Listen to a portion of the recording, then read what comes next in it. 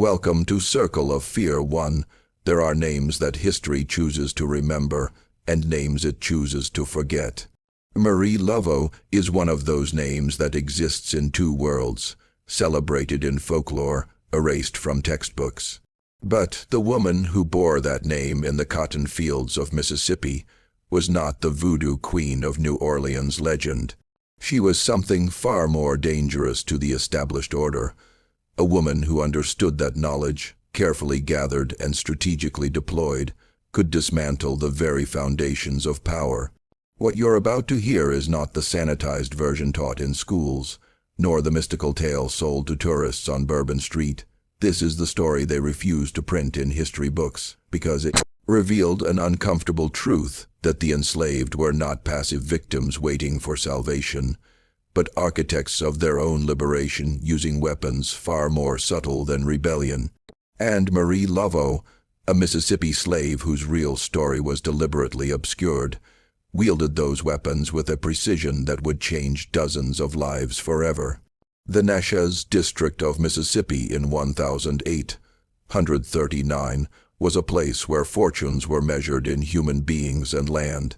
The Mississippi River carved through the landscape like a vein of commerce, carrying cotton downstream to New Orleans, and wealth upstream to the plantation owners who controlled thousands of acres of rich bottomland. The Beaumont plantation stretched across 30,000 acres of that fertile soil, and at its center stood a white columned house that represented everything the South wanted to believe about itself. Graceful, refined, built on what they called tradition, but what was actually the systematic exploitation of 247 souls who had no choice but to make that wealth possible. The plantation operated like a small kingdom with its own internal economy, its own hierarchy of power, its own systems of reward and punishment. At the top sat the Beaumont family, Charles Beaumont, the patriarch who had inherited the land from his father, his wife, Eleanor, who managed the household with an iron hand disguised in silk gloves. Their eldest son, Thomas, studying law in Vicksburg with ambitions toward politics, and their younger children, two daughters who were being groomed for advantageous marriages, and a son still in his teens who would eventually inherit the plantation. Below the family came the overseers and managers, men like Cyrus Halt, whose job was to extract maximum productivity from the enslaved population while maintaining enough order to prevent rebellion. Hall was a man in his 40s, lean and weathered, with eyes that missed nothing, and a reputation for cruelty tempered only by economic calculation. He understood that damaged property was less valuable, so his punishments were carefully calibrated to inflict pain without reducing work capacity. Below the overseers came the enslaved population itself, divided into hierarchies that reflected the plantation's needs. House slaves who worked in the main residence, field hands who worked the cotton from planting to harvest, skilled workers like blacksmiths and carpenters, and those with specialized roles like midwives and healers. Into this carefully structured world came Marie Laveau on a Tuesday in March 1839, purchased at auction in Natchez for $850. The auction had taken place in the Forks of the Road, the second largest slave market in the South, where human beings were displayed on platforms and examined like livestock. Marie had stood on that platform with her eyes downcast, her posture suggesting submission, while potential buyers assessed her teeth, her hands, her physical condition. The bill of sale described her as healthy, literate, skilled in household management and herb cultivation, approximately 23 years of age, no known defects or vices. That literacy should have raised questions. Teaching slaves to read was illegal in Mississippi, punishable by whipping for the slave and fines for anyone who taught them. But Beaumont's purchasing agent, a man named Dalton who handled such transactions, saw only an opportunity. A literate slave who could keep records of medicinal supplies and read receipts for herb orders would be more valuable than one who couldn't. What the bill of sale didn't mention was where Marie had acquired her literacy, or why her previous owner, a Louisiana planter named Rousseau, had been so eager to sell her despite her obvious value. There were no references provided, no detailed history, no explanation for why a valuable skilled slave would be sold at all. Dalton had asked, of course, but Rousseau's agent had been vague. Something about the owner downsizing his operations, needing capital, the usual explanations that might or might not be true. The truth, which Dalton didn't know, and which Marie would never volunteer, was that Rousseau had sold her because he'd become afraid of her. Not because she'd done anything overtly rebellious, not because she'd been violent or disobedient, but because he'd begun to notice that things happened around her. Accusations against slaves would mysteriously fall apart. Punishments would be avoided through circumstances that seemed coincidental, but occurred too frequently to be mere chance. Information that should have been secret would somehow become known to people who could use it to their advantage. Rousseau couldn't prove Marie was behind any of it, but he'd developed a superstitious dread of her nonetheless, so he'd sold her, taking a loss on the price just to have her gone from his property. And he'd been deliberately vague about her history to ensure the sale went through. Marie arrived at Beaumont Plantation in the back of a wagon, her few possessions wrapped in a cloth bundle.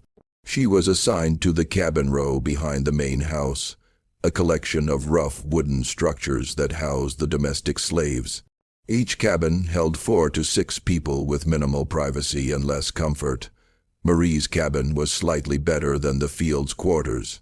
It had a wooden floor instead of packed dirt, and a small window that actually had shutters, but it was still a far cry from anything that could be called comfortable.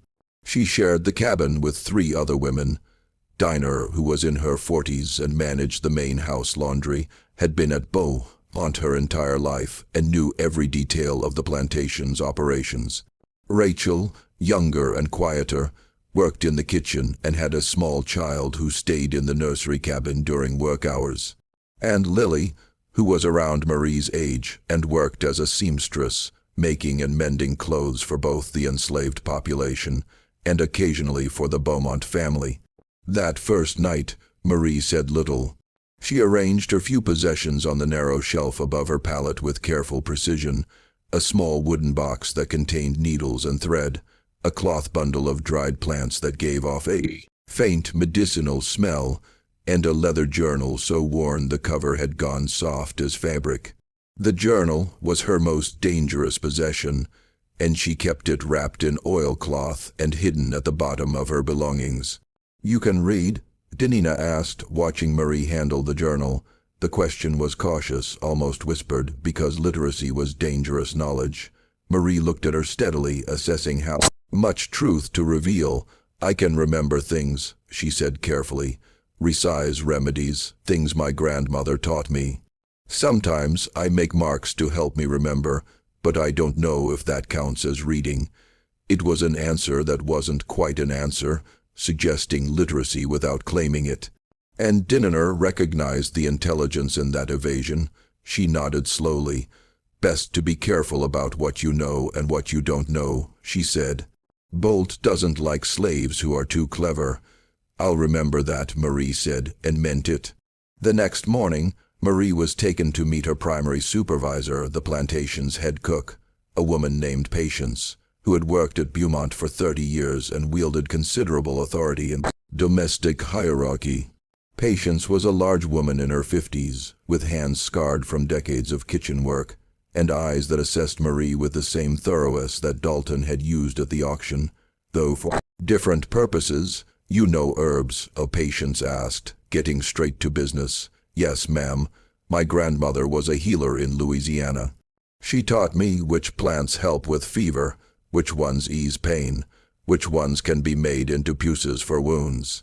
"Can you grow them, or just use what's already there?" "I can grow them. I know which plants need sun, which need shade, which ones grow well together and which ones don't." Patience nodded, satisfied. "The herb garden behind the kitchen house has been neglected since old Martha died last year. Nobody else knows enough about plants to keep it properly. That'll be your main work, tend the garden.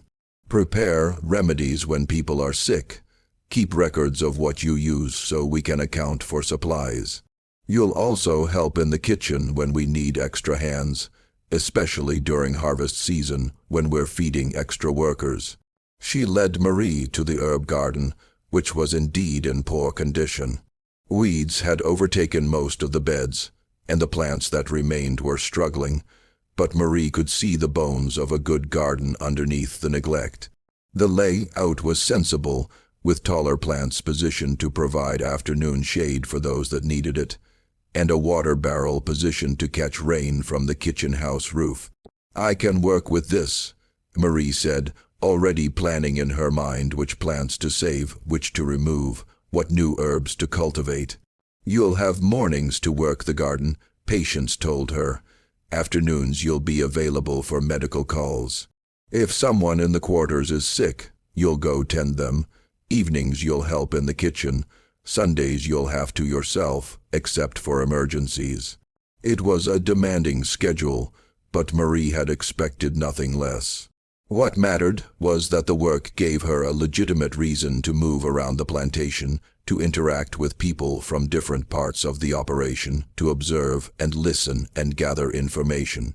Over the next few weeks, Marie established herself in her role. She worked the herb garden with systematic efficiency, clearing weeds, amending soil, transplanting struggling plants to better locations. She began to cultivate new herbs from seeds and cuttings she'd brought with her. Fever FW for headaches, comfrey for wounds, chamomile for stomach ailments, valerian for sleep troubles, willow bark for pain and fever. But more importantly, she began to observe the plantation's operations with the same systematic attention she gave to her garden. She noticed patterns in how decisions were made, how information flowed through the hierarchy, where power was concentrated and where it was diffuse. She noticed, for instance, that Cyrus Hall kept detailed records in the plantation office. Ledgers that tracked every bushel of cotton picked, every tool distributed, every punishment administered, every expense and profit.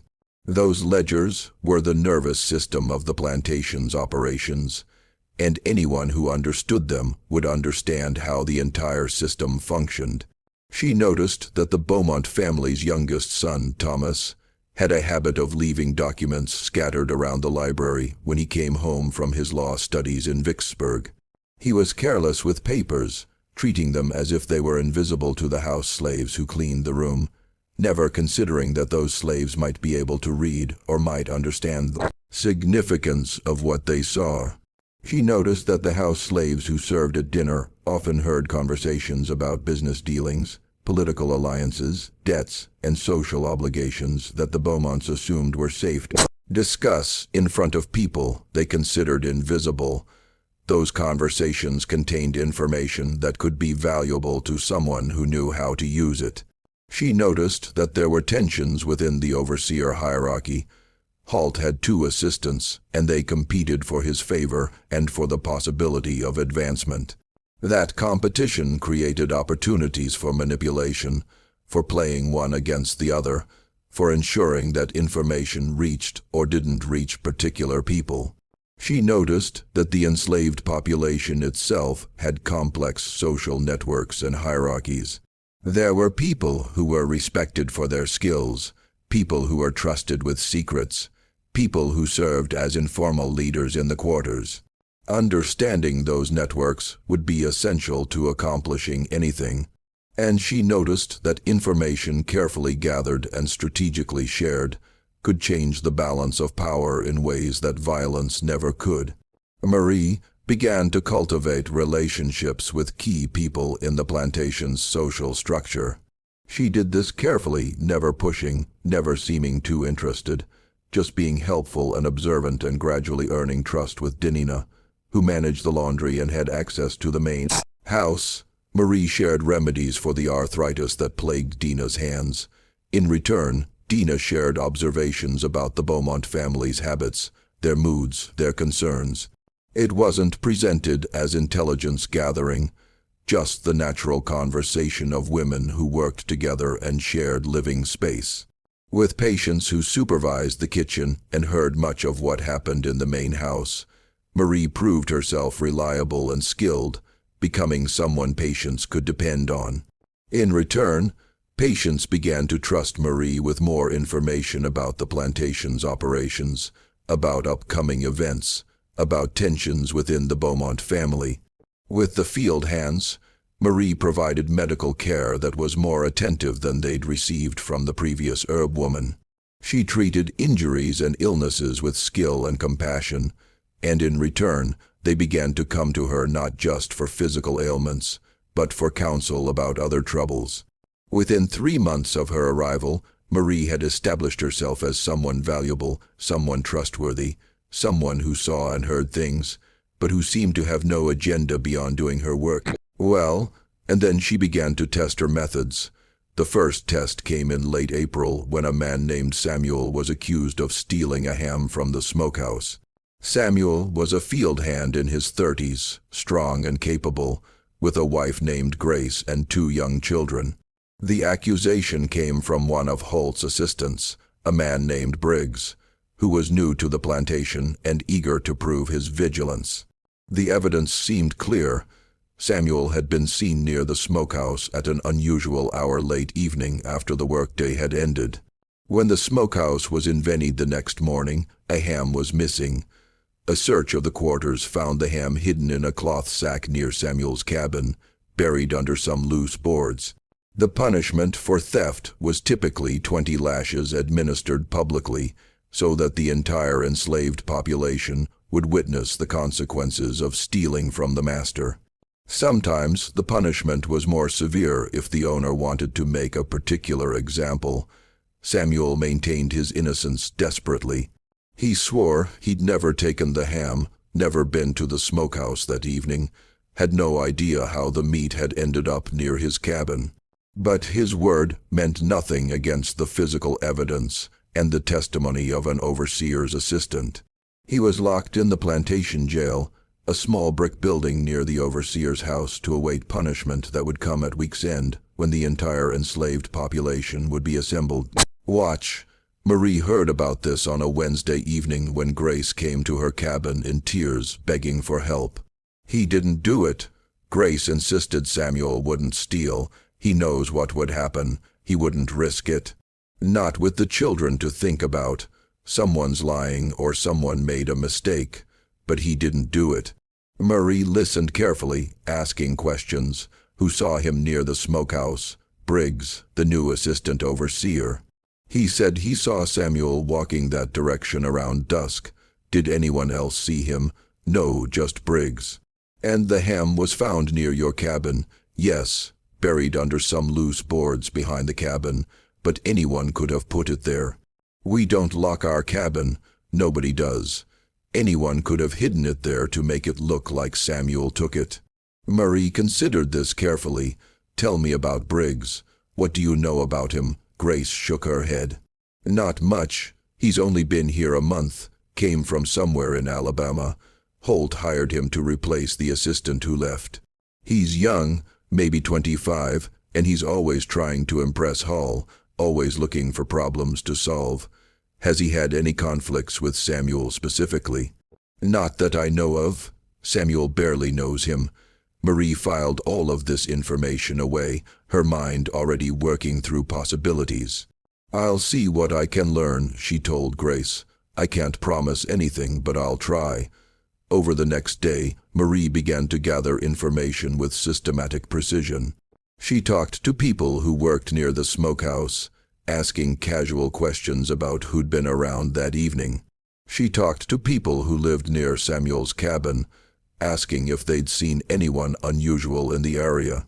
She paid attention to Briggs, observing his behavior, his interactions with other overseers, his patterns of movement around the plantation. And she discovered something interesting. Briggs had a visitor the week before, a younger man, maybe 20 or 21, who'd arrived on horseback and stayed at the overseer's quarters for 2 nights. Several people had seen him, though nobody knew who he was. He'd left early one morning before most people were awake, heading toward the road that led to Nash's. Marie also discovered that Briggs had been making small errors in the plantation's record-keeping. Nothing major, but enough to suggest either incompetence or deliberate falsification. Cotton weights that didn't quite add up, tool inventories that were slightly off, small discrepancies that Hall hadn't noticed yet because Briggs was new and still learning the systems. And she discovered something else. Cyrus Holt's nephew, a young man named James, who lived in Vicksburg, had been trying to get a position as an overseer on various plantations in the region. He'd been unsuccessful so far, but he was persistent, and he had a reputation for being willing to do whatever was necessary to prove himself. Marie began to construct a hypothesis. What if the visitor had been James Holt?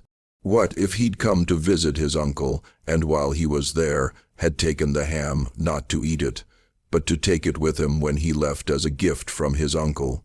What if Briggs, knowing about the missing ham and desperate to prove his value to Hall, had decided to frame someone for the theft rather than admit he didn't know what had happened to it? What if he'd chosen Samuel simply because Samuel had been in the wrong place at the wrong time, walking past the smokehouse on his way to somewhere else? It was speculation, but it fit the facts, and more importantly, it suggested a way to create doubt about Samuel's guilt. Marie couldn't confront Briggs or Hall directly. She had no standing, no authority, no voice in the plantation's power structure, but she could plant information in places where it would grow into questions that others would ask. She started with patience. The next morning, while helping in the kitchen, Marie mentioned casually that she'd been gathering herbs near the overseer's quarters the previous week, and had seen a young man leaving early one morning, carrying something wrapped in cloth. Probably just a visitor, Patience said, not particularly interested. Probably, Marie agreed, though he looked a bit like Mr. Holt, now that I think about it. Same build, same way of walking. Could have been a relative. Patience's hands paused in the bread dough she was kneading. Hall had a visitor. I don't know for certain, just someone I saw. Might have been nobody important, but the seed was planted. Patience, who was naturally curious, and who had her own complicated relationship with the overseer hierarchy, began to wonder. She mentioned it to Diner that evening, just as casual conversation. Diner, who cleaned the overseer's quarters and would have known if there was a visitor, confirmed that yes, someone had stayed there for 2 nights the previous week. Did Hall mention it to Mr. Beaumont? Patience asked. Not that I heard, Danina said, but then why would he? People have visitors all the time, true. Patience agreed, though it's odd that a visitor would leave so early in the morning, before breakfast, even almost like he was in a hurry or didn't want to be seen. The information began to circulate through the house slave network, not as accusation, but as curiosity. And because house slaves talked to the Beaumont family members they served, the information eventually reached Eleanor Beaumont, who managed the household accounts and had a sharp mind for detail. That didn't add up. Eleanor mentioned it to her husband that evening, not as anything important, just as an oddity she'd heard. Did you know Cyrus had a visitor last week? His nephew apparently, though he didn't mention it. Charles Beaumont frowned. He didn't mention it to me. Probably didn't think it was important, though the servant said the young man left very early before dawn. Seemed odd to me. Beaumont, who trusted his overseer, but also trusted his wife's instincts about household matters, filed the information away. The next day, he mentioned it to Holt casually, just asking if his nephew had visited. Hall, caught off guard, admitted that yes, James had stopped by briefly just passing through on his way to Nash's. He hadn't mentioned it because it seemed unimportant, just a family visit, nothing to do with plantation business. Of course, Beaumont said, though I do like to know who's on the property just for security purposes, you understand. Of course, sir, I should have mentioned it. It won't happen again. But the conversation had planted a seed of doubt in Beaumont's mind. Why hadn't Hall mentioned the visit? What else might he not be mentioning? Meanwhile, Marie had been working on another angle. She'd noticed those small discrepancies in Briggs's record-keeping, and she'd mentioned them very carefully to the plantation's bookkeeper, an elderly white man named Porter, who came twice a week to review the accounts. She'd done this while treating Porter for his rheumatism, providing him with a pus that actually helped with the pain. While applying the treatment, she'd mentioned, as if confused, that she'd seen some numbers in the cotton house records that didn't seem to match what she'd heard people saying about the harvest. "Wait, I'm sure I just misunderstood," she'd said. "I don't know much about numbers, but I thought I heard someone say they'd picked 42 bushels, and the record said 40. Probably, I just heard wrong." Porter, who was meticulous about accounts, had made a note to check the cotton house records more carefully. When he did, he found several small discrepancies, nothing major, but enough to suggest that someone was either careless or deliberately falsifying records. He reported this to Beaumont, who asked Halt about it. Halt, who hadn't been aware of the errors, was forced to admit that his new assistant, Briggs, might be making mistakes in the record-keeping. "He's still learning the systems," Hall explained. "I'll supervise him more closely." But it was another mark against Briggs's credibility, another reason to question his competence. And then Marie played her final card. She arranged for information to reach Beaumont that the smokehouse inventory might not be accurate. She did this through a complex chain. She mentioned to Diner that she'd heard someone say there might be more than one ham missing. Dinina mentioned it to Elelena Beaumont while doing laundry. Elelena mentioned it to her husband. Beaumont ordered a complete inventory of the smokehouse. When it was done, they discovered that 3 hams were missing, not 1. The ham found near Samuel's cabin was examined more carefully and found to have been cut with a different knife than the plantation issued to the enslaved population, a finer blade, the kind a gentleman might carry. Suddenly, the case against Samuel looked much less certain. If 3 hams were missing, and if the one found near his cabin had been cut with a different knife, then perhaps Samuel hadn't stolen it at all.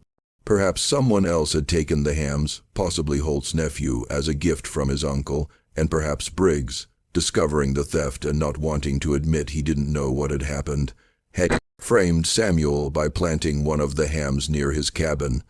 It was all speculation, but it created enough doubt that Beaumont couldn't proceed with the punishment in good conscience. He ordered Samuel released with the explanation that the evidence was insufficient to prove guilt beyond doubt. Samuel returned to his family, shaken but unharmed.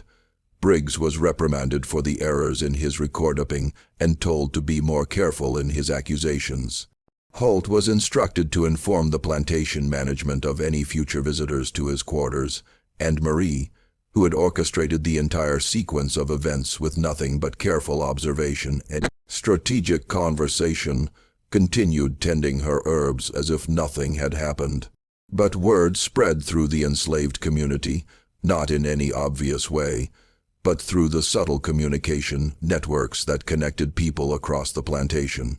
Within days, people understood that Marie Laveau was someone who saw things, who understood how the machinery of power worked, and who knew how to insert small pieces of information into that machinery to change its output. They began coming to her, not just for remedies for their bodies, but for something else. The second case came in June, when a woman named Clara was threatened with sale. Clara was in her late 20s, a skilled seamstress who made clothes for both the enslaved population and occasionally for the Beaumont family. She had a daughter, 8 years old, who worked in the main house as a helper to the cook. The threat of sale came because Charles Beaumont had accumulated debts from a failed cotton speculation scheme. He'd invested heavily in cotton futures, betting that prices would rise, but instead they'd fallen, and now he owed money to several creditors. One of those creditors, a man named Garrett, who owned a plantation in Louisiana, had offered to forgive part of the debt in exchange for several slaves, including Clara. Garrett had a reputation throughout the region as a brutal owner. Stories circulated about slaves who'd been sold to his plantation and had died within months from overwork and mistreatment. Being sold to Garrett was considered only slightly better than being sold to the Deep South plantations, where conditions were even worse. Clara came to Marie in desperation. "They're going to sell me," she whispered, tears streaming down her face. "Mr. Beaumont told Hall to prepare papers for me and 3 others. We're being sold to Garrett in Louisiana to settle a debt. My daughter will stay here. They're separating us. Please, Marie. I know you helped Samuel. Please help me." Marie listened carefully, her mind already working through the problem. This was more complex than Samuel's case. This involved the Beaumont family's finances directly, not just an overseer's mistake. The stakes were higher and the potential for failure was greater. "Tell me everything you know about this debt," Marie said. "How much does Mr. Beaumont owe? When is the sale supposed to happen? What do you know about Garrett?" Over the next several days, Marie gathered information from multiple sources. She learned that Beaumont owed Garrett approximately $30,000, a significant sum. She learned that the sale was scheduled for the end of the month, giving her less than 3 weeks to find a solution. She learned that Garrett was indeed as brutal as his reputation suggested, and that he was also involved in several questionable business dealings that had made him enemies among other planters in the region. Most importantly, she learned that Thomas Beaumont, the lawyer's son, had recently been hired to represent another planter named Whitfield in a land dispute case. And she learned that Garrett was the opposing party in that dispute. Thomas was literally working against Garrett in a legal case, while his father was negotiating to sell slaves to the man. This was the leverage Marie needed. She began to construct a plan that would make the sale socially and professionally awkward for the Beaumont family. She couldn't stop the sale through direct intervention. She had no power to do that, but she could make the cost of proceeding with the sale higher than the benefit of settling the debt. First, she needed to ensure that information about the sale reached Thomas Beaumont, who might not know about his father's negotiations with Garrett. She did this through the house slave network. Information passed from Clara to Dina to the house butler, who mentioned it to Thomas during one of his visits home from Vicksburg. Thomas was indeed unaware of the sale, and he was troubled by it. Selling slaves to a man he was actively working against in court created a conflict of interest that could damage his professional reputation. He mentioned this concern to his father, but Charles Beaumont was in a difficult financial position and didn't see an alternative. The debt had to be paid, and Garrett's offer was the most convenient solution. Marie needed to create an alternative solution, one that would be more attractive than selling to Garrett. She began to gather information about Beaumont's other creditors and about potential sources of capital that might allow him to pay the debt without selling slaves. This required accessing information that was normally well beyond her reach: financial records, business correspondence, details of transactions that were discussed only in private conversations. She did this through a combination of careful observation and strategic questioning. She listened to conversations overheard by house slaves. She examined documents that Thomas left scattered in the library, reading them quickly. When she delivered herbs to the main house, she talked to slaves from other plantations who came to Beaumont for various reasons, gathering information about business dealings and financial situations across the region, and she discovered something useful. Another planter named Prescott, who owned a plantation about 20 miles away, had recently come into significant capital through the sale of land. Prescott was looking for investment opportunities, and he had a long-standing rivalry with Garrett that made him inclined to work against Garrett's interests whenever possible. Marie couldn't approach Prescott directly. She was a slave, and he would never take a business proposition from her seriously. But she could ensure that information about Beaumont's financial situation reached Prescott through channels that would make it seem like a business opportunity rather than a desperate plea for help. She did this through a complex chain of communication. She mentioned to a slave named Peter, who worked for a merchant family in Natchez, that she'd heard the Beaumont family was looking for alternative financing for some business debts. Peter mentioned this to his owners, who mentioned it in casual conversation to other merchants. The information eventually reached Prescott through his own business network. Prescott, who was indeed looking for investment opportunities and who disliked Garrett, saw an opportunity to both make money and undermine his rival. He approached Beaumont with an offer. He would provide a loan at favorable terms to pay off the debt to Garrett, and in exchange, Beaumont would give him a share in the next cotton harvest and would use Prescott's cotton broker for future sales. Beaumont, seeing an opportunity to settle his debt without selling slaves and without dealing with Garrett, accepted the offer. The sale was canceled, and Clara remained at Beaumont Plantation with her daughter. Clara never knew the full extent of what Marie had done to save her. She knew only that the sale had been canceled, that she and her daughter would not be separated, and that somehow, impossibly, things had worked out. But others in the enslaved community began to understand that Marie Laveau was operating on a level of sophistication that went far beyond simple luck or coincidence. She was manipulating the plantation's power structure with a precision that suggested deep understanding of how that structure functioned, and they began to come to her with increasingly complex problems. By the fall of 1840, Marie had established herself as a figure of quiet authority in the quarters. People came to her not just for medicine, but for counsel about problems that seemed unsolvable. A man whose wife had been threatened with sale to another plantation. A woman whose son had been falsely accused of breaking a valuable tool. A couple who wanted to marry but knew the overseer would separate them out of spite because the man had once challenged his authority. Marie listened to all of them. She asked questions that seemed irrelevant. Who had been present when the accusation was made? What other events had happened that day? What conversations they'd overheard? What patterns they'd noticed in the overseer's behavior or the Beaumont family's decisions?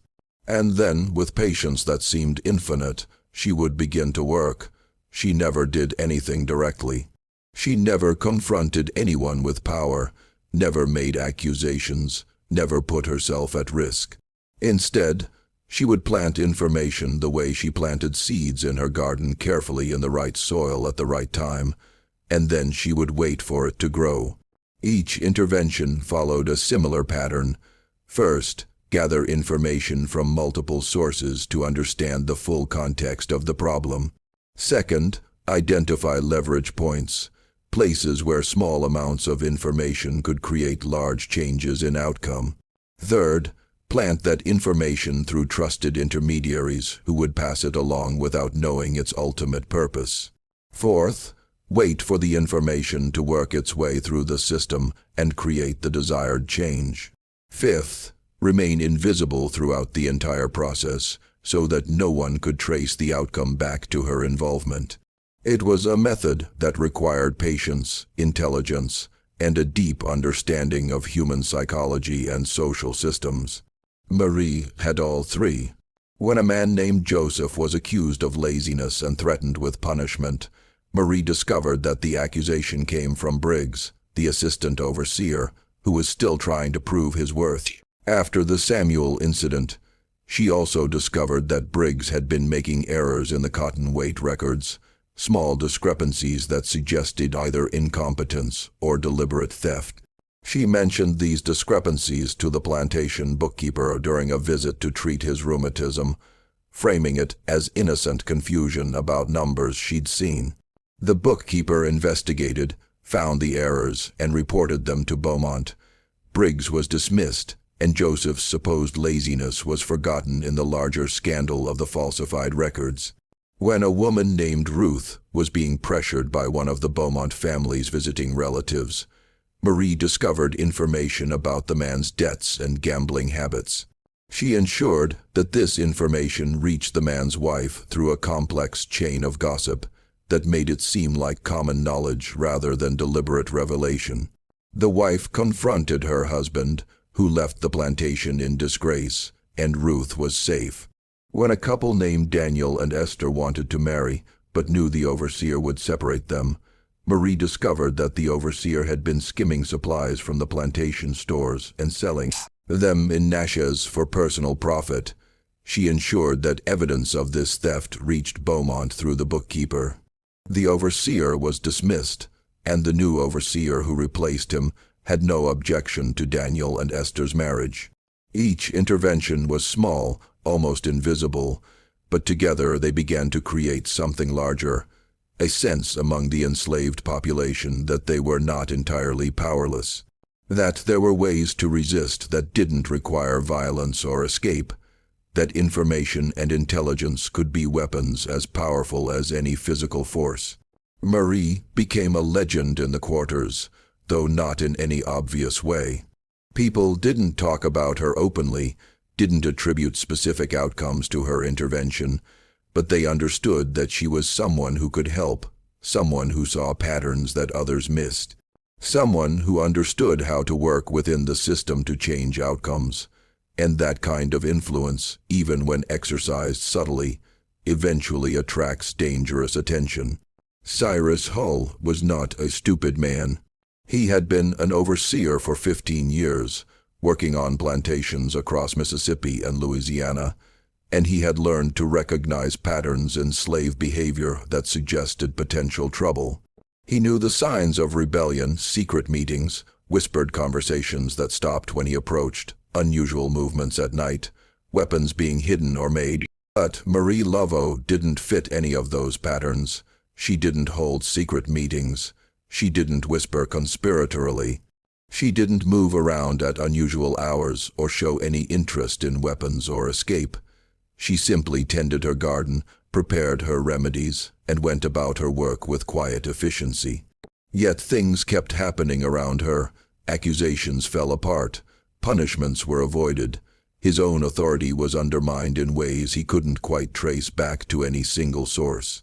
And when he paid attention, he noticed that Marie seemed to be present at the edges of many of these situations. Not directly involved, but somehow connected. By the summer of 1840, Hall had begun to watch Marie with increasing attention. He couldn't prove anything. She was too careful for that. But suspicion doesn't require proof, and Hall's suspicion grew with each incident that seemed to work out too conveniently for the enslaved population. He began to ask questions. He talked to other overseers, asking if they'd noticed anything unusual about Marie. He watched her movements, noting where she went and who she talked to. He tried to find evidence of wrongdoing, hidden documents, secret meetings, anything that would justify punishment. But Marie had anticipated this. She'd known from the beginning that success would eventually draw attention, and she'd prepared for it. She became even more careful, even more circumspect in her movements and conversations. She stopped intervening in situations where the risk was too high, focused on smaller matters, things that wouldn't draw direct attention. She also began to cultivate a reputation for being simple and superstitious, someone who believed in folk remedies and old stories, but who had no real understanding of the plantation's power structure. She would occasionally say things that sounded naive or confused, ask questions that suggested she didn't understand how decisions were made, present herself as someone who was skilled with plants, but not particularly intelligent in other ways. It was a performance carefully calibrated to make her seem less threatening than she actually was, and it worked to a degree. Holt remained suspicious, but he couldn't find evidence to support his suspicions, and without evidence he couldn't act. But the tension between them continued to build, and Marie knew that eventually something would force a confrontation. That confrontation came in September of 1840, when a situation arose that Marie couldn't ignore. even though intervening would put her at serious risk. Thomas Beaumont, the lawyer's son, had married Catherine Hartwell in the spring of 1840, a union that had brought significant social and financial benefits to the Beaumont family. The Hartwells were one of the most prominent families in Vicksburg, with connections to banking, cotton trading, and state politics.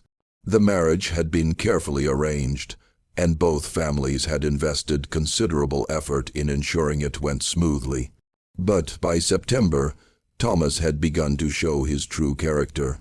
He visited the plantation regularly, ostensibly to handle legal matters for his father, but also to escape the scrutiny of his wife and her family in Vicksburg.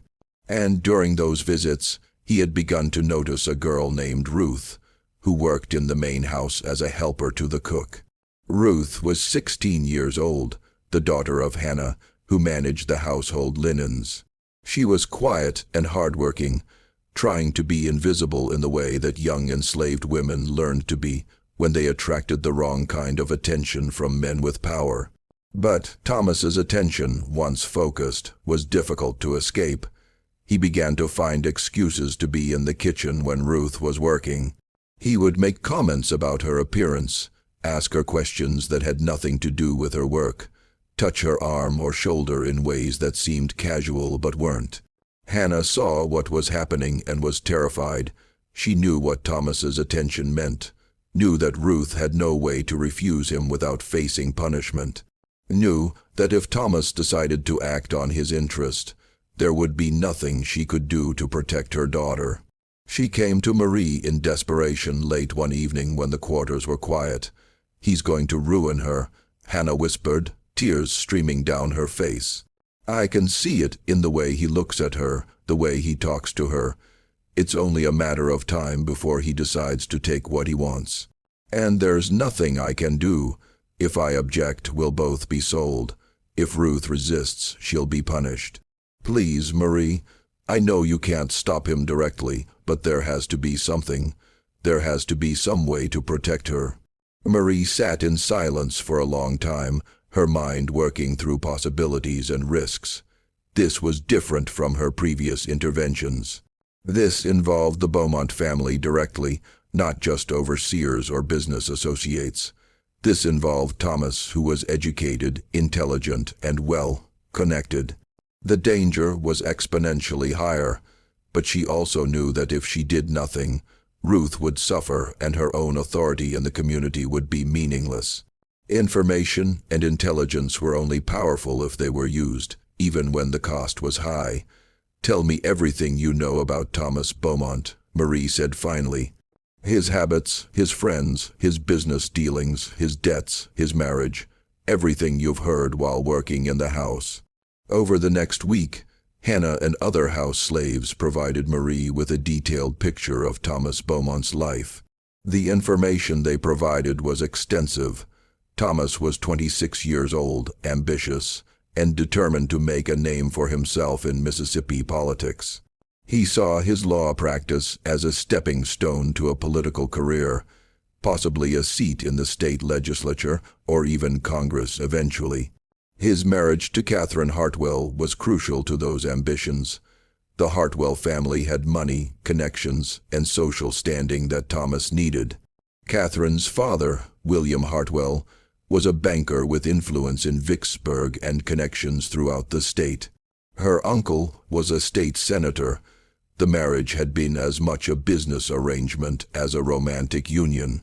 But Thomas also had debts. He'd made poor investments in a cotton speculation scheme, the same scheme that had caused problems for his father. He'd lost money gambling in Vicksburg. He was living beyond his means, maintaining a lifestyle that required his father's financial support and the expectation of eventually accessing the Hartwell family wealth. Most importantly, Thomas had a reputation to maintain. He presented himself as a gentleman, a man of honor and refinement, someone worthy of the Hartwell family's trust and investment. Any scandal, any hint of impropriety could damage that reputation and jeopardize both his marriage and his political ambitions. Catherine's mother, Mrs. Hartwell, was known to be a woman of strong moral convictions who took her family's reputation seriously. She had been initially skeptical of Thomas, concerned that he was marrying Catherine for money rather than love, and she had made it clear that she would be watching his behavior carefully. Marie absorbed all of this information, turning it over in her mind, looking for leverage points. She couldn't confront Thomas directly. That would be suicidal. She couldn't tell Catherine about his intentions toward Ruth. A slave's word would never be believed over a white man's denial. She couldn't even ensure that Ruth was never alone with Thomas. He had the authority to order her presence whenever he wanted. But she could make Thomas aware that his actions were being observed, and that those observations might reach people who could damage his reputation and his future. The plan she constructed was more complex and more dangerous than anything she'd attempted before. It required precise timing, multiple intermediaries, and a deep understanding of the social networks that connected the planter class. Marie began by ensuring that Ruth was never in a position where Thomas could approach her without witnesses. She arranged for Ruth's work schedule to be changed so that she was always in the kitchen when other people were present, never alone in rooms where Thomas might corner her. This was presented to patients as a matter of work efficiency. Ruth could learn more by working alongside experienced cooks, and having multiple people in the kitchen during busy times made the work go faster. Patients who had her own concerns about Thomas's behavior agreed to the change without questioning it too deeply. But Marie knew this was only a temporary solution. Thomas would eventually find another opportunity, or he would simply order Ruth to come to him privately. She needed to create a situation where Thomas would decide on his own that pursuing Ruth was too risky. The key was Mrs. Hartwell, Catherine's mother, if Mrs. Hartwell became concerned about Thomas's character. If she began to watch his behavior more carefully, if she made it clear to Thomas that any scandal would have consequences, then Thomas might reconsider his actions. But how could Marie, an enslaved woman with no access to the Hartwell family, influence Mrs. Hartwell's perceptions? The answer lay in the complex social networks that connected plantation families across the region. Information traveled through those networks constantly. Gossip, rumors, observations, concerns. If Marie could insert the right information into those networks, it would eventually reach Mrs. Hartwell through seemingly natural channels. Marie learned that Mrs. Hartwell was planning to visit Natchez in October to attend a series of social events. She would be staying with friends, the Chambers family, who owned a plantation about 10 miles from Beaumont. Marie began to cultivate a relationship with a slave named Peter, who worked for the Chambers family. She did this by sending herbs and remedies to the Chambers plantation, establishing herself as a resource for medical care. Peter, who suffered from chronic headaches, became a regular recipient of Marie's fever tea, and in return, he began to share information about the Chambers household. Through Peter, Marie learned about the social events Mrs. Hartwell would be attending, about the other families who would be present, about the topics of conversation that were likely to come up. And then, she began to plant seeds of information that would grow into concerns about Thomas Beaumont's character. She started by having casual conversations with Peter about plantation life, about the challenges of working for families with young men who sometimes behaved inappropriately toward enslaved women. She never mentioned Thomas specifically, never made direct accusations, just general observations about how some young men of the planter class had habits that their wives' families might find troubling if they knew about them. Peter, understanding the subtext, began to have similar conversations with other slaves in the Chambers household. Those conversations filtered through several people, eventually reached the Chambers family's house slaves, who mentioned them in the careful, indirect way that house slaves learn to communicate information to their owners. Mrs. Chambers, who was hosting Mrs. Hartwell, who wanted to ensure her guest was comfortable and well-informed, mentioned in casual conversation that she hoped Thomas Beaumont was treating Catherine well, that she'd heard some young men in the area had reputations for being less honorable than they appeared. Mrs. Hartwell, already protective of her daughter and already somewhat skeptical of Thomas, asked what Mrs. Chambers had heard. Mrs. Chambers, not wanting to make specific accusations without evidence, said only that she'd heard vague concerns, nothing concrete, probably nothing to worry about. But perhaps Mrs. Hartwell might want to observe Thomas more carefully during her visit, just to be certain he was the man he presented himself to be. This conversation, seemingly innocent, planted a seed of doubt in Mrs. Hartwell's mind. She began to pay more attention to Thomas's behavior, to ask Catherine questions about their marriage, to observe how Thomas interacted with others. Meanwhile, Marie had been working on another angle. She discovered that Thomas had been seen in Natchez at a gambling house on several occasions, losing money he couldn't afford to lose. This information came from slaves who worked in Natchez, who saw things that white society assumed were invisible to them.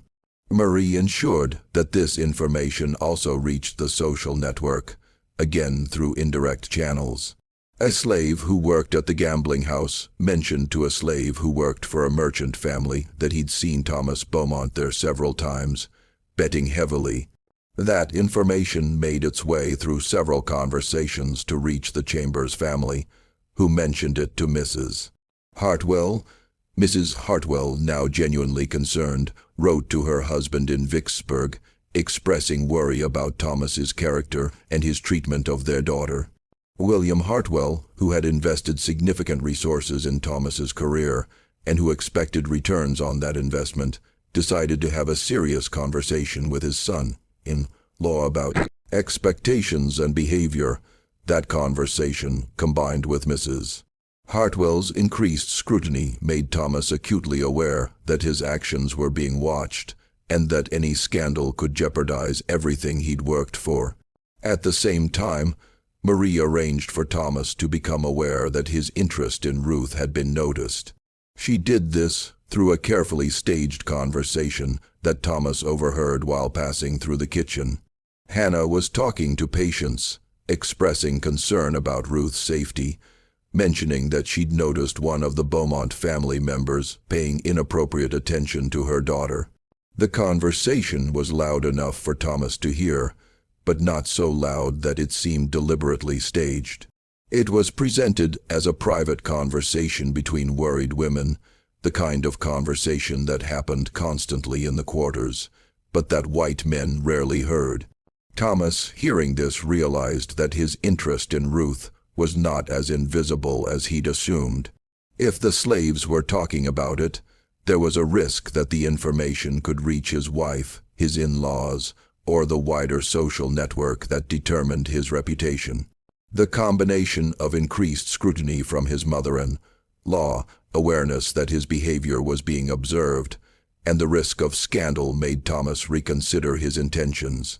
He began to avoid the kitchen when Ruth was working, to focus his attention on his legal work and his political ambitions, to present himself as the honorable gentleman he claimed to be. Ruth, without ever knowing the complex web of information and influence that had been woven around her, found that Thomas's attention had shifted elsewhere. She remained safe, working in the kitchen, unaware of how close she'd come to disaster and unaware of who had protected her. But Marie's intervention had not gone unnoticed by Cyrus Halt. He couldn't trace the specific mechanisms. The information was too diffuse, passed through too many hands, filtered through too many conversations. But he knew that something had happened, something that had protected Ruth from Thomas's attention, and he suspected that Marie was at the center of it. He had been watching Marie for months, looking for evidence of wrongdoing, and this situation confirmed his suspicions. She was too clever, too connected, too influential. She was manipulating events in ways that undermined the plantation's power structure, and that made her dangerous. In November of 1840, Hall made his move. He accused Marie of practicing witchcraft, of using supernatural means to influence events on the plantation. It was a serious accusation, one that could result in severe punishment or even execution. The accusation was based partly on superstition. Hall genuinely believed that Marie's influence was somehow unnatural, that no slave could be clever enough to do what he suspected she was doing without some kind of supernatural assistance. But it was also based on calculation. Witchcraft accusations were difficult to disprove, and they carried severe penalties. If Hall could make the accusation stick, he could eliminate Marie as a threat. The accusation was brought before Charles Beaumont, who was required by law to investigate any claims of witchcraft or rebellion among the enslaved population. Such accusations were taken seriously in the South, where the fear of slave rebellion was constant, and where any hint of supernatural influence was seen as potentially dangerous. Marie was brought to the main house on a cold November morning, standing before Beaumont and Hall in the library, where so many decisions about her life and the lives of others had been made.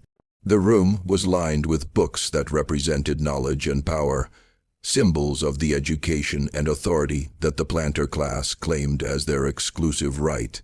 Charles Beaumont sat behind his desk, looking at Marie with an expression that was difficult to read. He was an intelligent man, educated, capable of rational thought. But he was also a product of his time and place, someone who had been raised to believe that enslaved people were inferior, incapable of the kind of sophisticated thinking that Marie had been demonstrating. "These are serious accusations," Beaumont said, his voice grave. "Mr. Holt claims you've been using unnatural means to influence events on this plantation. He says that things happen around you that can't be explained by normal means, that you have knowledge you shouldn't have, that you influence outcomes in ways that suggest supernatural power. What do you say to these charges?" Marie kept her eyes lowered, her posture respectful, her voice quiet. She had prepared for this moment, had known it would come eventually. Everything depended on how she handled the next few minutes. "Sir, I am an herb woman," she said carefully. "I grow plants and make remedies, as I was instructed to do when I came to this plantation. I know which herbs help with fever, which ones ease pain, which ones can be made into pices for wounds. My grandmother taught me these things when I was young, and I've practiced them all my life, but I know nothing of witchcraft or unnatural things. I only do the work I was given. Holt says people come to you for more than remedies. Beaumont said that you give them counsel, that things change after they speak with you, that you seem to know things you shouldn't know, that you influence events you shouldn't be able to influence." "People talk to me, sir, yes," Marie admitted. "They talk about their troubles the way people do when they're sick or hurting. When your body is in pain, your mind is troubled too, and sometimes people need to talk about their worries as much as they need medicine. I listen because listening is part of healing. My grandmother taught me that too." "And do you give them advice?" Beaumont asked. "Sometimes, sir, if they ask, but only simple advice, the kind anyone might give. If someone is worried about being accused of something, I might suggest they talk to the overseer and explain their side. If someone is concerned about a family member, I might suggest they talk to you or Mrs. Beaumont if the matter is serious. I have no power to change anything myself. I'm just a slave who tends plants and listens to people's troubles." It was a perfect answer, humble, reasonable, impossible to disprove impossible. She presented herself as someone who was skilled in a narrow area, but who had no understanding of the larger power structures, someone who gave only the most basic advice that any person might give. Holt's face reddened with frustration. "She's lying," he said. "She's manipulating people. She knows things she shouldn't know. She influences things she shouldn't be able to influence. She's too clever by half. Being clever is not the same as practicing witchcraft," Beaumont said mildly. "Intelligence is not supernatural, but she's a slave," Hall protested. "Slaves aren't supposed to be that intelligent." Beaumont looked at him with an expression that suggested he found this argument unconvincing. "I've known many intelligent slaves, Mr. Holt. Intelligence is not limited to any particular race or condition. Marie is clearly intelligent and she's clearly skilled at her work, but that doesn't mean she's practicing witchcraft. He turned back to Marie. Do you read and write? It was a dangerous question. Literacy was illegal for slaves in Mississippi. Admitting to it could result in punishment, but denying it when Beaumont might already have evidence would be equally dangerous. I can read some, sir, Marie admitted carefully. My previous owner in Louisiana allowed it so I could read receipts for herb orders and keep records of remedies. I know it's not allowed here, and I haven't taught anyone else. I only use it for my work to keep track of which plants I have and which remedies I've made and write. I can make marks to help me remember things, sir. I don't know if that counts as proper writing. Beaumont nodded slowly. He opened a drawer in his desk and pulled out Marie's leather journal, the one she kept hidden in her cabin. Marie's heart sank. Someone had searched her belongings and found it. This is yours, Beaumont asked, holding up the journal. Yes, sir. What's in it? Recipes for remedies, sir. Notes about which plants grow well together, which ones need more water or more sun. Things my grandmother taught me that I wanted to remember. Beaumont opened the journal and looked at the pages. Marie had been careful about what she wrote.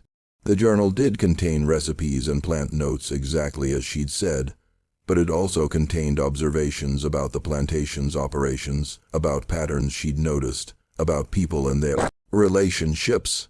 She'd written these observations in a kind of code, using plant names and gardening metaphors to disguise their true meaning. To someone who didn't know the code, it would look like nothing more than an herb woman's notes. But to someone who understood what they were looking at, it would reveal the sophisticated intelligence network Marie had built. Beaumont read several pages, his expression thoughtful. Marie couldn't tell if he understood what he was seeing or if he saw only plant notes. Finally, he closed the journal and set it on his desk. I find no evidence of witchcraft here, he said. These are notes about plants and remedies exactly as Marie described. She is literate and intelligent, qualities that make her valuable in her role as her woman. As long as she continues to perform her duties and causes no direct trouble, I see no reason to punish her. He turned to Hall. Your concerns are noted, Mr. Holt, but I will not act on suspicion alone. If you have actual evidence of wrongdoing, evidence of rebellion, of theft, of deliberate sabotage, bring it to me and I will act. But intelligence and literacy are not crimes, and I will not punish a valuable slave for being clever. It was a reprieve, but Marie understood it was also a warning. Beaumont had essentially told her that he knew what she was doing, or at least suspected it, and that he would tolerate it only as long as it didn't threaten his interests directly. She had been given a boundary, and crossing it would have consequences. You may return to your work, Beaumont said to Marie. But understand that you are being watched. If I have reason to believe you are causing trouble, I will not be as lenient next time. Yes, sir, Marie said quietly. Thank you, sir. She left the library, her journal still sitting on Beaumont's desk. She didn't ask for it back. That would seem too bold. She would have to start a new one and be even more careful about what she wrote and where she kept it. But she had survived the confrontation, and that was what mattered. Marie adjusted her methods after that encounter. She became even more careful, even more selective about when and how she intervened. She focused on situations where the outcome would benefit the enslaved population without directly threatening the plantation's operations or the Beaumont family's interests. She also began to train others in her methods, teaching them how to observe, how to gather information, how to plant seeds of influence. She did this carefully, working with people she trusted completely, people who understood the risks and who had the intelligence and patience to use the methods effectively. Denina became one of her students, learning how to gather information from the main house and how to pass it along through trusted channels. Hannah learned how to observe patterns in the Beaumont family's behavior and how to anticipate their decisions. Peter, at the Chambers plantation, became a node in a wider network that connected enslaved people across multiple plantations in the region. Marie was building something larger than herself, creating a network that could function even if she was sold or punished or killed. She was teaching people that intelligence and information were weapons, that resistance didn't always look like rebellion, that power could be challenged through subtle means that left no evidence. But she also began to think about something more ambitious: freedom, not escape. Escape was dangerous and often unsuccessful, and it left behind everyone who couldn't escape. But legal freedom achieved through the mechanisms that the system itself provided. Marie had learned that there were legal processes by which enslaved people could sometimes purchase their freedom or be manumitted by their owners. These processes were rare and difficult to access, but they existed. In Louisiana, the laws were somewhat more flexible than in Mississippi. Free people of color could own property, run businesses, even own slaves themselves. There were communities of free black people in New Orleans and other cities. People who had achieved freedom through various means, and who sometimes helped others achieve it. Marie began to gather information about these processes, about the legal requirements, about the costs, about the people who might be able to help. She did this through the networks she'd built, through conversations with slaves who had connections to free black communities, through careful observation of legal documents that Thomas Beaumont left scattered in the library, and she began to think about how she might achieve freedom, not just for herself, but for others. In 1841, Marie learned that Charles Beaumont was facing serious financial difficulties. The cotton market had been unstable for several years, with prices fluctuating wildly based on factors that planters couldn't control: weather, international trade, speculation by cotton brokers. Beaumont had made investments based on the assumption that prices would remain high, but instead they'd fallen, and now he had debts that were becoming difficult to manage. Marie learned this through multiple sources. She heard conversations between Charles and Eleanor Beaumont, overheard by house slaves, and passed along through the network. She saw correspondence from creditors glimpsed while cleaning the library. She heard Thomas discussing his father's financial situation with Catherine during one of their visits. The situation was serious enough that Beaumont was considering selling some of his enslaved population to raise capital. This was a crisis for the entire community. Sales meant families separated, people sent to plantations where conditions might be far worse. The network Marie had built scattered to the winds. Marie began to gather information about Beaumont's financial situation with systematic precision. She learned the names of his creditors, the amounts he owed, the timeline for payment. She learned about his assets, his land holdings, his business partnerships. She learned about the cotton market, about prices and trends, about which brokers were reliable and which were not. She gathered this information from dozens of sources. Conversations overheard by house slaves, documents glimpsed by those who cleaned the library and the plantation office, casual comments made by visitors to the plantation, information passed along by slaves from other plantations who were connected to the network. And then she began to look for leverage, for ways to help Beaumont solve his financial problems without selling slaves. She discovered that one of Beaumont's major creditors, a banker named Sutton in Natchez, had recently been involved in a scandal involving fraudulent land sales. The scandal hadn't become public yet, but rumors were circulating in certain business circles. Sutton had been selling land that he didn't actually own, or that had unclear titles to investors who didn't know enough to check the records carefully. Several people had lost money, and there was talk of legal action. Marie also discovered that Sutton was desperate to maintain his reputation and would be vulnerable to pressure from anyone who threatened to expose his dealings. But Marie couldn't use this information directly. She had no standing, no voice in the business world. She needed to ensure that the information reached someone who did have that standing, someone who would be motivated to use it against Sutton. She learned that there was a rival banker in Natchez, a man named Prescott, who had been competing with Sutton for influence in the region. Prescott was ambitious, ruthless, and always looking for opportunities to undermine his competitors through a complex chain of communication involving multiple intermediaries. Marie arranged for information about Sutton's fraudulent dealings to reach Prescott.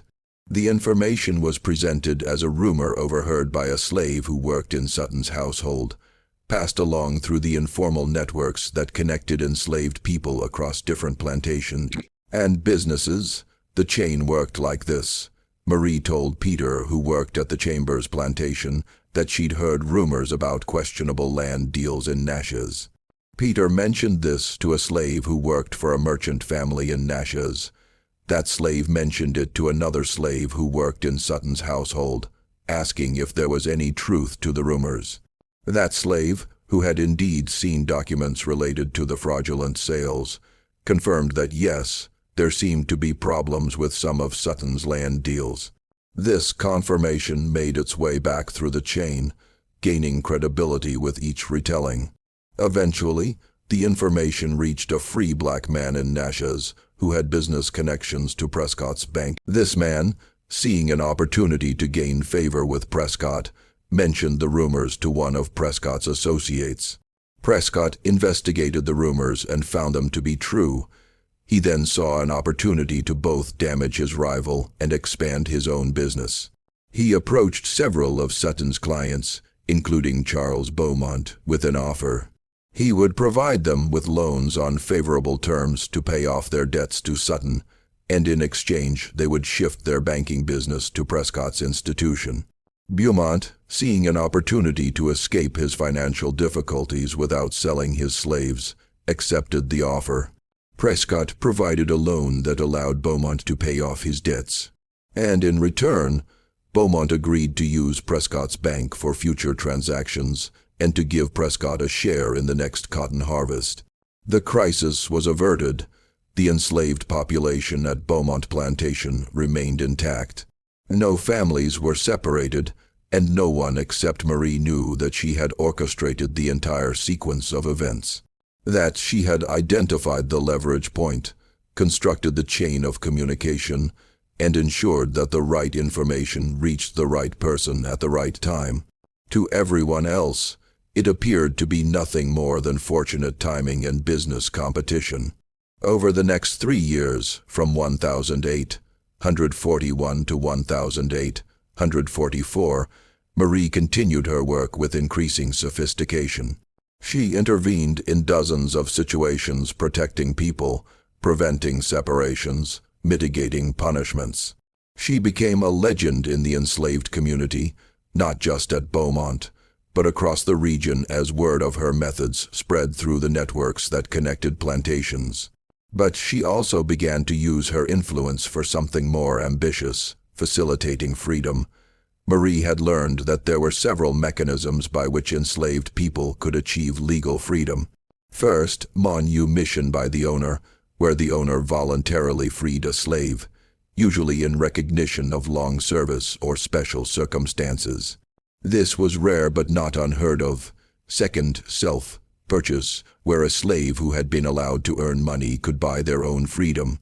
This required the owner's cooperation and was only possible in states like Louisiana, where the laws allowed it. Third, purchased by a free person of color, where someone who was already free would buy a slave with the intention of freeing them. This was sometimes done by family members or by free black communities that worked to help enslaved people achieve freedom.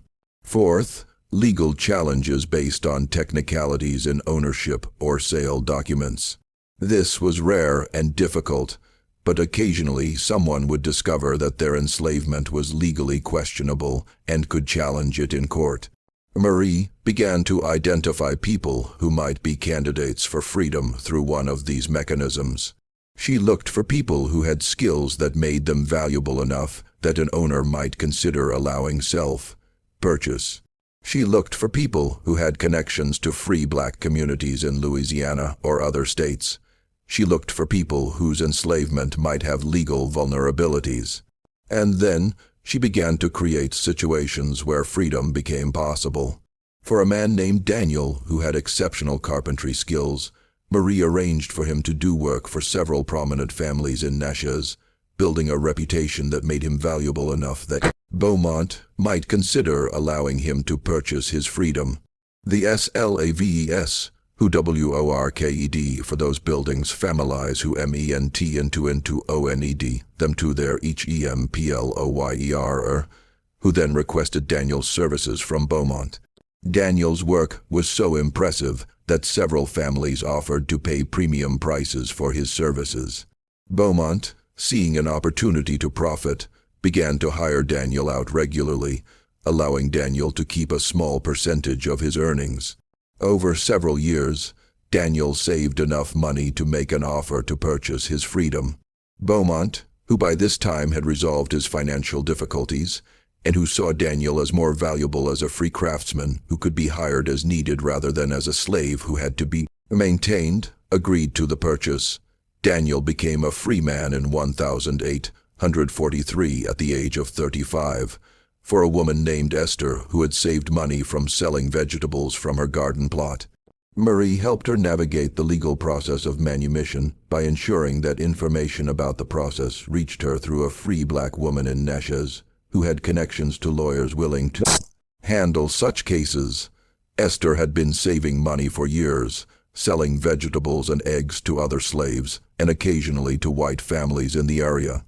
She had accumulated nearly $200, a significant sum, but she didn't know how to approach Beaumont about purchasing her freedom, didn't know what the legal process required, didn't know if it was even possible.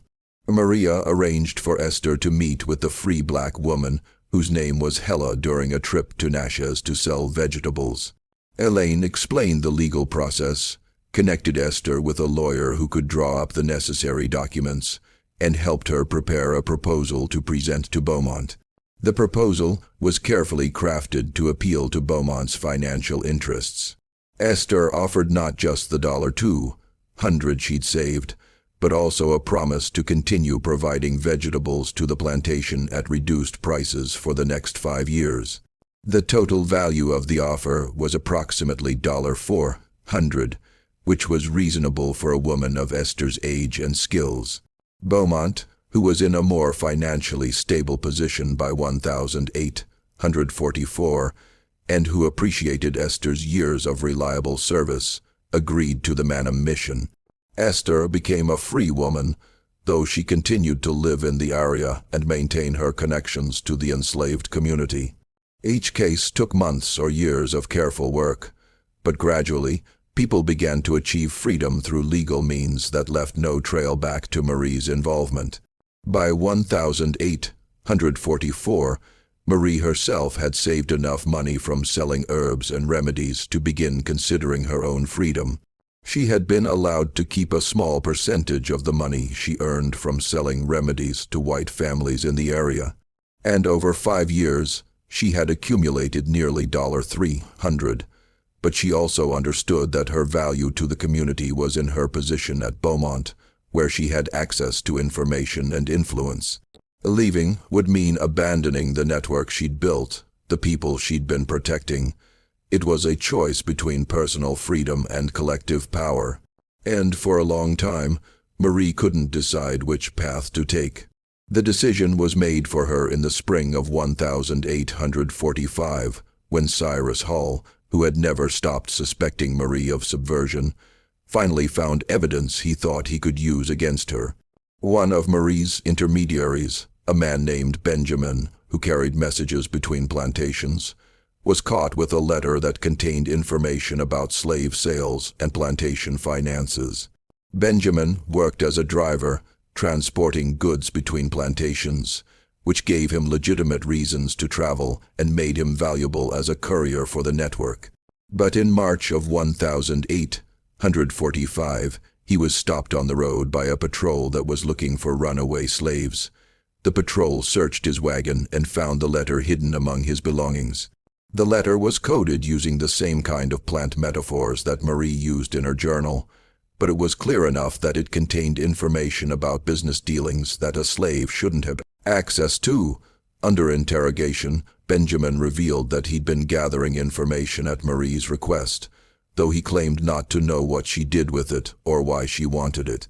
Hall, who had been waiting for years for evidence against Marie, saw this as his opportunity. He brought the letter and Benjamin's testimony to Beaumont, arguing that Marie was organizing some kind of intelligence network among the enslaved population, gathering information that could be used for rebellion or escape. This time, Beaumont couldn't ignore the accusation.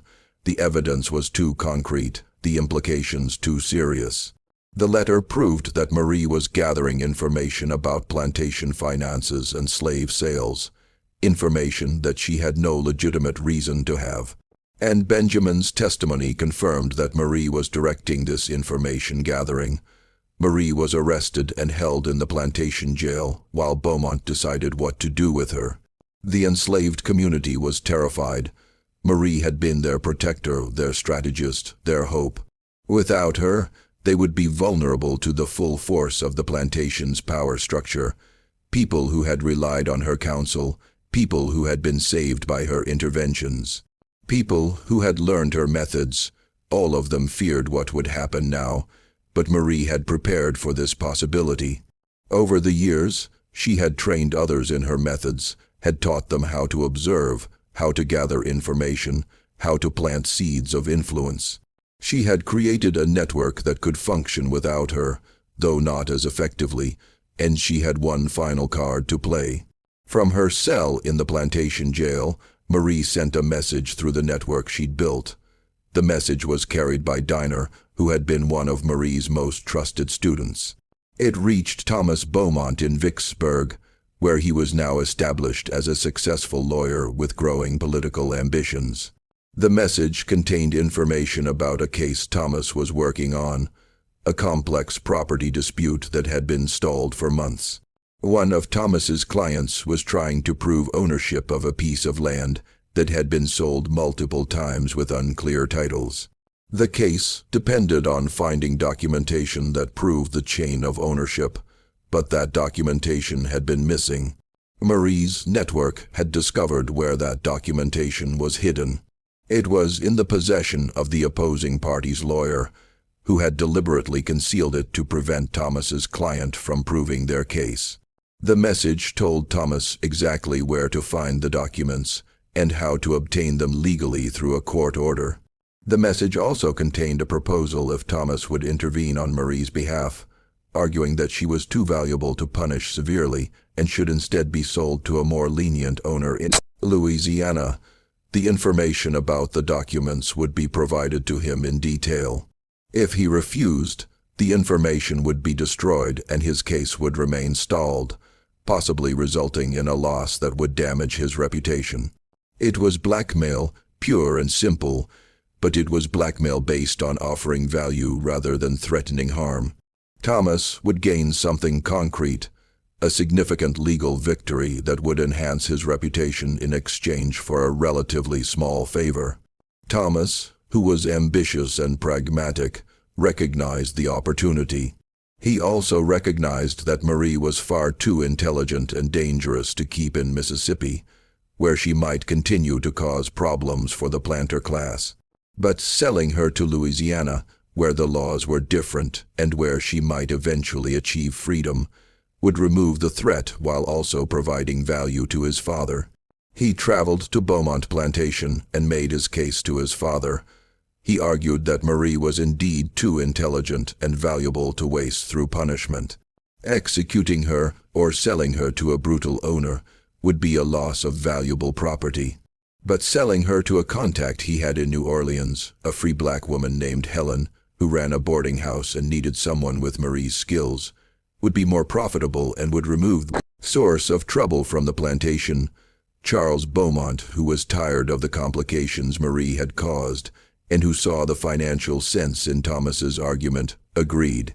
Marie was sold to Helen in New Orleans for $1000, a price that reflected her skills and intelligence.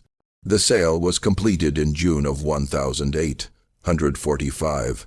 Marie was transported to New Orleans, leaving behind the network she'd built, the people she'd protected, the community that had come to depend on her. But she had also left behind something more important, a method, a way of thinking, a set of techniques that others could use. The network continued to function after her departure, less effectively, but still present, still gathering information, still planting seeds of influence, still resisting in ways that left no evidence. Marie arrived in New Orleans in late June of 1845, and her life changed completely. The city was different from anything she'd experienced in Mississippi. Larger, more diverse, with a significant population of free people of color who had their own businesses, their own communities, their own forms of power.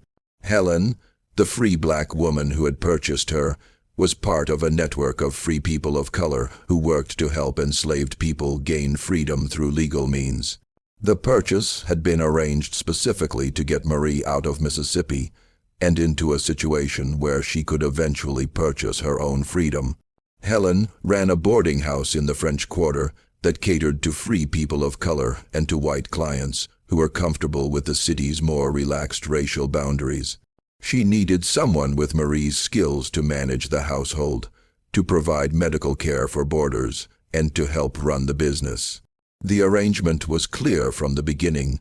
Marie would work for Helen, earning a salary that would allow her to save money toward purchasing her freedom. The price was set at $1000, the amount Helen had paid for her, plus interest. It would take time, but it was achievable. Marie threw herself into the work with the same systematic efficiency she'd brought to everything else. She managed the boarding house, tended to sick boarders, cultivated an herb garden in the courtyard, and began to build new networks in New Orleans. She also continued the work she'd been doing in Mississippi, but in a different context. New Orleans had a large population of enslaved people and free people of color, and there were constant opportunities to help people navigate the path to freedom. Marie began to connect with other free people of color who were working towards similar goals. She met lawyers who specialized in manumission cases. She met former slaves who had purchased their freedom and were now helping others do the same. She met activists who were working within the legal system to expand the rights of free people of color. And she began to document the methods she'd developed over the years, the techniques of observation, information gathering, and strategic influence that had allowed her to protect people and facilitate freedom. She wrote these methods down in a new journal, more detailed and systematic than the one Beaumont had confiscated. She described how to observe power structures, how to identify leverage points, how to gather information without being noticed, how to plant information through trusted intermediaries, how to create change without leaving evidence. She wrote about specific cases, analyzing what had worked and what hadn't, identifying principles that could be applied in different contexts. She wrote about the psychology of power, about how people in authority made decisions, about how to influence those decisions without direct confrontation. She wrote about networks, about how to build them, how to maintain them, how to use them to gather and distribute information. She wrote about trust, about how to earn it and how to maintain it, about how to identify people who could be trusted with dangerous knowledge. She wrote about patience, about how change often took months or years, about how to maintain hope and determination when progress seemed impossible. The journal became a kind of manual for resistance, a textbook for using intelligence and information as weapons against oppression. Within 2 years, Marie had earned enough money to purchase her freedom. She became a free woman in 1847 at the age of 31. But she didn't stop the work she'd been doing. Instead, she expanded it. Using the network she'd built in Mississippi and the new connections she'd made in New Orleans, Marie became a facilitator of freedom for others. She gathered information about enslaved people who were candidates for Manam mission, connected them with lawyers and free black sponsors, and helped navigate the complex legal processes that made freedom possible. She also began to share her journal with others, copying sections and distributing them through trusted networks. The journal was passed from person to person, copied and recopied, its methods adapted and applied in different contexts across the South. It became an underground textbook for resistance, teaching people how to use intelligence and information as weapons against the system that oppressed them. The methods spread, adapted, evolved, becoming part of the toolkit that enslaved people used to resist and survive. Marie Laveau lived in New Orleans for the rest of her life, working as a healer and herbalist, but also as a quiet organizer and strategist for the cause of freedom. She never became famous in the way that some abolitionists did. Her methods required secrecy, and her effectiveness depended on remaining in the shadows. But by the time she died in 1881 at the age of 65, she had helped facilitate the freedom of more than 200 people through legal manumission. She had trained dozens of others in her methods of strategic resistance. She had created networks of information and influence that continued to operate long after her death. The story of Marie Laveau, the Mississippi slave, was deliberately obscured by history. The voodoo queen legend that grew up around a different Marie Laveau in New Orleans, a free woman of color who lived at the same time and who did practice voodoo, became the dominant narrative, overshadowing the real story of the enslaved woman who had used intelligence and information as tools of liberation. This obscuring was not accidental. The story of Marie the slave was dangerous to the narratives that America wanted to tell about slavery. It revealed that enslaved people were not passive victims but active resistors who used sophisticated methods to undermine the system that oppressed them. It showed that resistance didn't always look like rebellion, that intelligence and patience could be as powerful as violence. It also revealed uncomfortable truths about the nature of power, that it depended on information and perception, and that those who controlled information could influence outcomes even when they had no formal authority. The schools didn't teach this story because it complicated the simple narratives they preferred. The narrative of helpless slaves waiting for white saviors, or the narrative of violent rebellion as the only form of resistance. Marie's story didn't fit either template. She was neither helpless nor violent. She was strategic, patient, and devastatingly effective. Her methods were documented in that journal, which survived in fragments in various archives. The pages were scattered across different collections, often mislabeled or attributed to others. Some sections were dismissed as apocryphal, as folklore rather than historical fact. But the techniques described in those pages, the systematic gathering of information, the strategic planting of influence, the patient construction of networks, those techniques were real, and they were used by countless people whose names were never recorded. Marie Laveau's legacy was not in supernatural powers or mystical practices.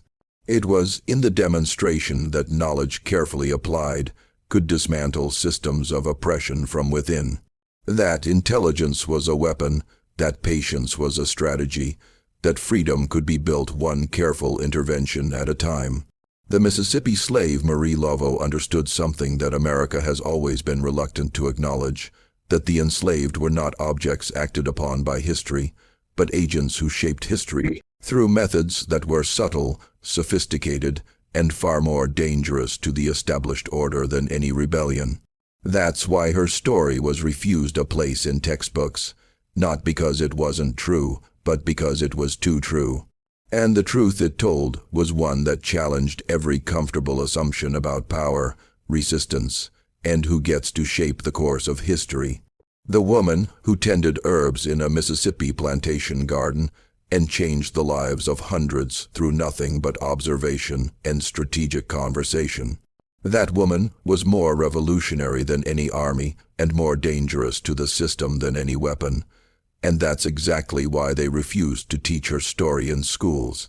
The real Marie Laveau, the one history chose to forget, proved that the most powerful form of resistance is often the one that leaves no trace, the one that works within the system to dismantle it from the inside, the one that uses the master's tools, not to tear down the master's house in a dramatic gesture, but to quietly unlock the doors and windows until the whole structure becomes untenable.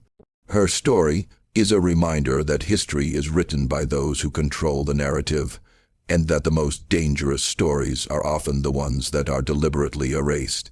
Because if people understood that intelligence and information could be weapons, that patience and strategy could achieve what violence could not, that systems of oppression could be undermined from within by those who were supposedly powerless.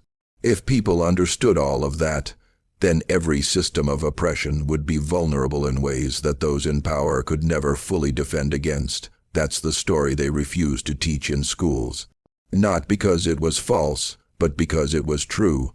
And the truth, as always, is the most dangerous thing of. See you in the next video.